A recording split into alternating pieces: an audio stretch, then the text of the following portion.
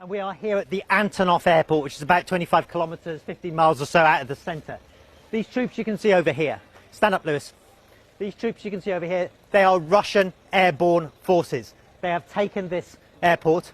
They've allowed us to come in and be with them as they defend the perimeter of this air base here, where helicopter-borne troops, these troops, were landed in the early hours of this morning to take and to form an air bridge to allow for more troops to come in. You can see these are Russian forces. You can tell they're Russian. I've spoken to them already.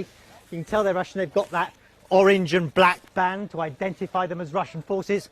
I've spoken to the commander on the ground there within the past few minutes, and he said they are now in control of this airport. And within the past few seconds, just before you came to us, they were engaged in a firefight, presumably with the Ukrainian military, which says it is staging a counter-offensive to try and take back this airport. We can tell you now, I'm standing outside the perimeter of this Antonov air base, and it has not been taken back by the Ukrainian military. It is the Russian military. You can see them now moving back to a different position. It is the Ukrainian military who say they are now in control. This is about, I would say, about 20 miles from the centre of the Ukrainian capital.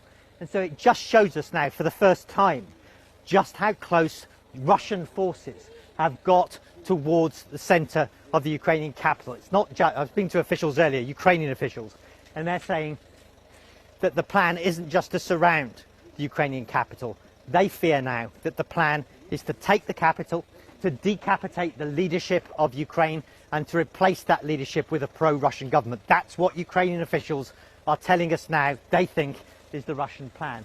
And I can tell you, it is a very tense situation. We're expecting to see Ukrainian military force. We didn't even know, frankly, we didn't even know that, the Russian forces were going to be here.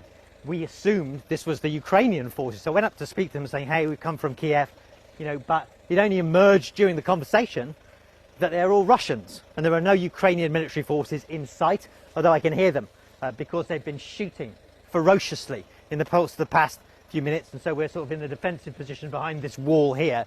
We've got our car here with the crew here as well. As the Russian airborne troops defend this position that they've taken on the outskirts of Kiev.